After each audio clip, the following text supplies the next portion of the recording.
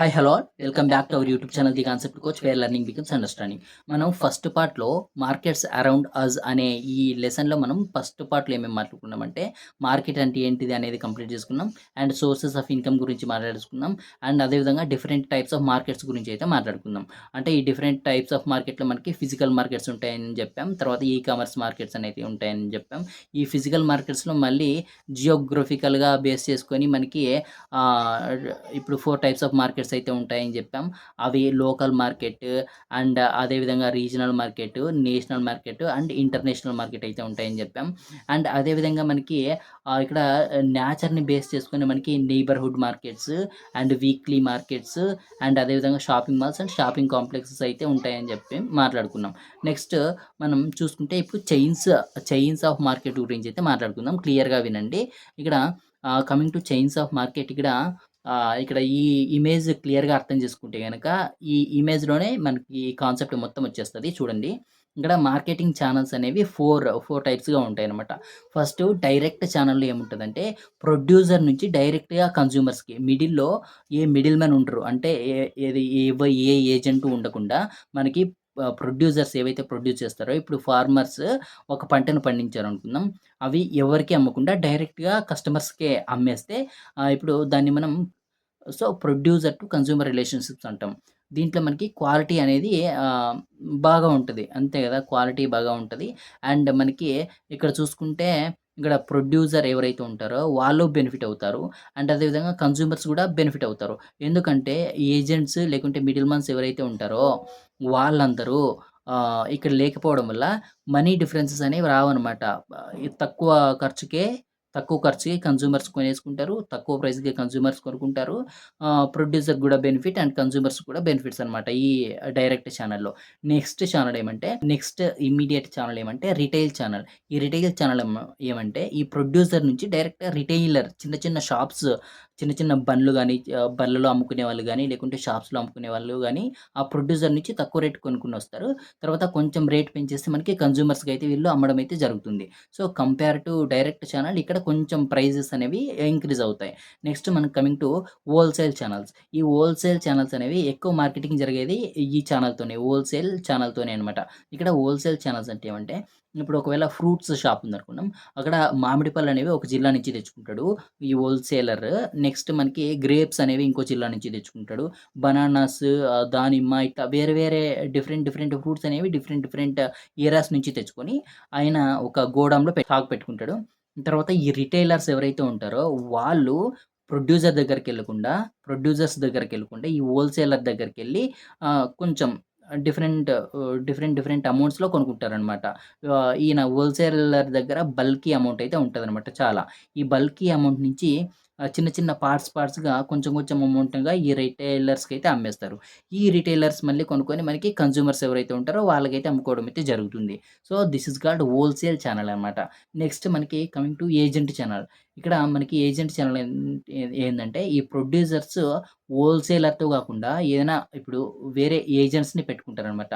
ఆ ఏజెంట్స్‌కి డైరెక్ట్‌గా అమ్మేస్తారు. ఈ ఏజెంట్స్ ఎవరైతే ఉంటారో లేకుంటే బ్రోకర్స్ ఎవరైతే ఉంటారో వాళ్ళు హోల్‌సేలర్స్‌కి, నెక్స్ట్ హోల్‌సేలర్ నుంచి రిటైలర్ నుంచి కన్జ్యూమర్స్‌కి అయితే వస్తాయి. ఈ విధంగా మనకి మార్కెటింగ్ చైన్ అయితే ఉంటదనమాట. ఇంతకు ముందు వీడియోలో మనం ఏమేమి మాట్లాడుకున్నాం? మార్కెట్ అంటే ఏంటిది? మార్కెట్‌లో టైప్స్ ఏమేమి ఉంటాయని మాట్లాడుకుందాం. మార్కెట్‌లో ఇవన్నీ మనం టైప్స్ చూసాం గదా! ఏ విధంగా కొనుక్కుంటారని. బట్ ఇవి ఎక్కడ ప్రొడ్యూస్ అయితాయి? ఎలా మనకి రిటైల్ షాప్స్‌కొస్తాయి? ఎలా మనకి కన్జ్యూమర్ లెవెల్ వరకు వస్తాయి అనేది తెలుసుకోవాలంటే మనం ఈ చైన్ ఆఫ్ మార్కెట్‌ని ఖచ్చితంగా తెలుసుకొని తీరాలనమాట. ఓకేనా? నెక్స్ట్ మనము చూసుకుంటే ఇక్కడ కన్జ్యూమర్ రైట్స్‌కెళ్దాం. ఈ కన్జ్యూమర్ రైట్స్‌లో ఫస్ట్ కన్జ్యూమర్ అంటే ఏందంటే one can buy who items or goods. Items or products. ఎవరైతే మనకి సెల్లర్ దగ్గర ఈ గూడ్స్ కొనుక్కుంటారో వాళ్ళని మనం కన్జ్యూమర్స్ అని అంటాం సింపుల్‌గా చెప్పుకుంటే. నెక్స్ట్ కన్జ్యూమర్ ప్రొటెక్షన్ అంటే ఏమంటే ప్రతి కన్జ్యూమర్‌కి కొన్ని రైట్స్ ఉంటాయి. వాటిని మనం కన్జ్యూమర్ రైట్స్ అంటాం. ఓకేనా? Consumer rights. ఈ కన్జ్యూమర్ రైట్స్‌ని కాపాడడానికి కొన్ని లాస్ అయితే ఉంటాయి. ఓకేనా? ఈ కన్జ్యూమర్ రైట్స్‌ని కాపాడుకోవడానికి కొన్ని లాస్ అయితే ఉంటాయి. So, development of laws for the protection of consumer rights is called consumer protection అని మనం సింపుల్‌గా అయితే చెప్పేసుకోవచ్చు. ఓకేనా? సో, ఫస్ట్ ఆఫ్ ఆల్ మనం ఇప్పుడు కన్జ్యూమర్ రైట్స్ అంటే ఏంటిదో చూద్దాం. కన్జ్యూమర్ రైట్స్ ఏవేవి ఉంటాయో చూద్దాం. కన్జ్యూమర్ రైట్స్‌లో మనకి ఆహ్, ఇప్పుడు first of all protection protection from లైఫ్‌కి కానీ, ప్రాపర్టీకి గానీ ఏవైతే హాని చేస్తాయో అలాంటి గూడ్స్ నుంచి మనకి ప్రొటెక్షన్ ఉంటది. అదొక రైట్. ఓకేనా? గూడ్స్ ఆర్ ప్రొడక్ట్ నుంచి మనకి ప్రొటెక్షన్ ఉంటది. అండ్ అదేవిధంగా ఇన్ఫర్మేషన్ రైట్ ఉంటది.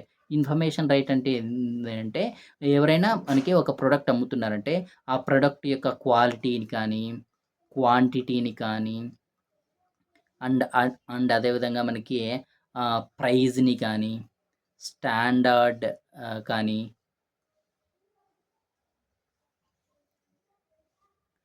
ప్యూరిటీని కానీ, ఇవన్నిటిని మనకి ఇన్ఫార్మ్ చేయాలనమాట. ఎందుకు అన్‌ఫెయిర్ ట్రేడ్ ఏదైతే ఉందో దాన్ని నిర్మూలించడానికి మనకి ఈ రైట్ అనేది ఇంపార్టెంట్ అనమాట. ఓకేనా? ఫస్ట్‌దేమో protection right.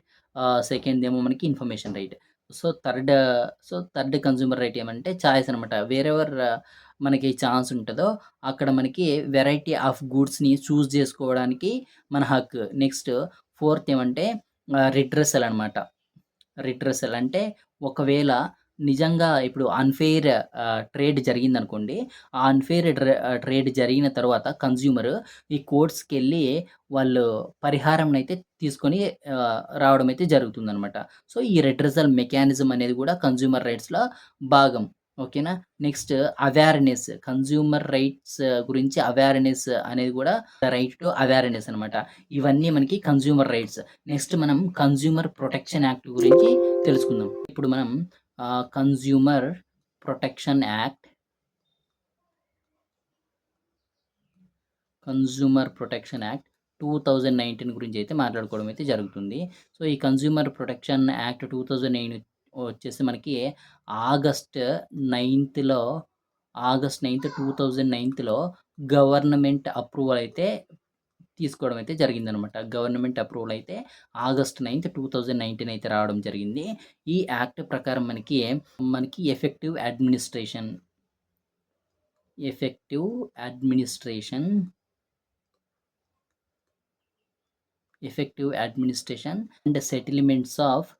And settlements of